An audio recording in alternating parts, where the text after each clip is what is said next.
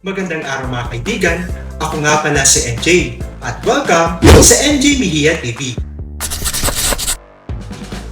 Dito sa ating channel, pag-uusapan natin ang mga paksa may kinalaman sa kultura, buhay, at politikang pang-Pilipino. Kaya, kung interesado ka sa mga paksang ito, siguradong magugustuhan mo dito.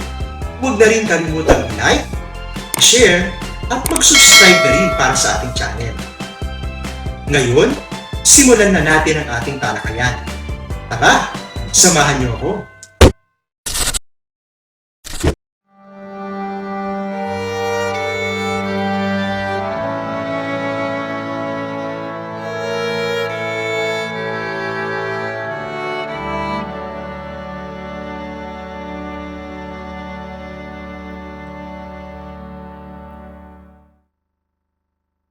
Ngayon, ating alamin ang ika-6 na kabanata ng Noleme Tangere, si Kapitan Tiago.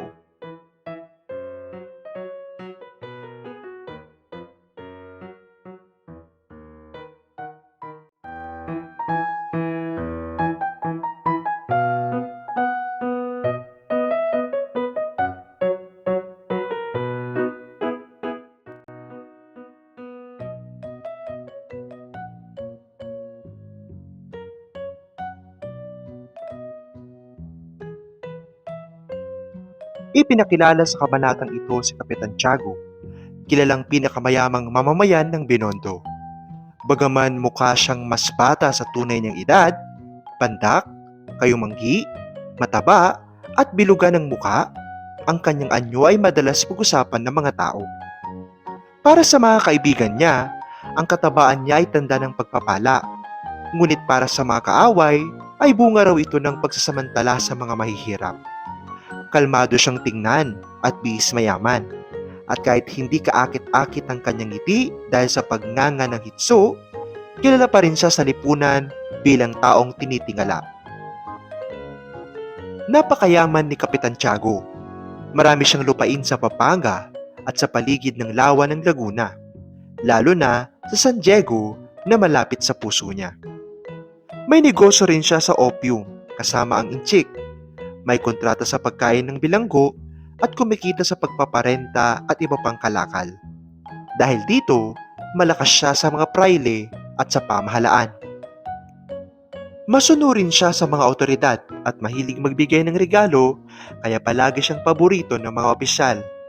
Kahit Pilipino siya, madalas niyang ipakitang mas kampi siya sa mga Kastila at Mestizo at masigla pa siyang sumasabay sa pagpuna sa sariling kababayan.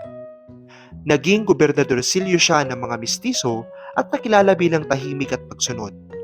Ngunit para sa mga mahihirap at mga taong hindi niya kapanalig, siya ay mapang-abuso at walang awa lalo na sa may utang o nanggigipit. Gayunpaman, hindi niya ito iniintindi dahil kampante siya sa kapangyarihan at yaman niya. Ipinapakita rin ang pinagmula ni Kapitan Tiago. Anak siya ng magsasakang may tubuhan sa Malabon at hindi nakapag-aral kaya naglingkod bilang utusan ng isang Dominikong pare. Doon siya natutong magbasa at bumuo ng koneksyon. Napangasawa niya si Doña Pia Alba, isang mabait at maganda at naging katuwang niya sa pagyaman. Naging malapit sila mag-asawa kina Padre Damaso at Don Rafael Ibarra sa San Diego. Matagal siyang hindi nagkaanak kaya sinubukan ni Doña Pia ang iba't ibang panata. Sa huli, nagbuntis siya, ngunit nalungkot at nanghina hanggang sa kanyang panganganak. Namatay siya matapos isilang ang sanggol na si Maria Clara na inaanak ni Padre Damaso at pinalaki sa piling ni Tia Isabel. Lumaking maganda, mabait at inibig ng lahat si Maria Clara. Madalas siyang isama sa San Diego kung saan siya hinahangaan ng mga tao at praile. Habang lumalaki, lalong naging kaibig-ibig si Maria Clara. Masigla at mahinhin, madalas siyang pagandahin sa mga prosesyon. Dahil dito, lalo siyang minahal ni Kapitan Tiago at halos ituring na biyaya mula sa langit. Sa pagdadalaga niya, ipinagpasok siya sa kumbento ng Santa Catalina, isang desisyong nagpaluha sa kanya at sa matalik niyang kaibigan na si Crisostomo Ibarra.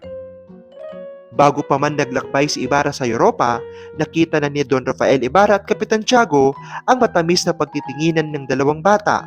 Kaya, pinagkasunduan nilang ipakasal ang dalawa balang araw.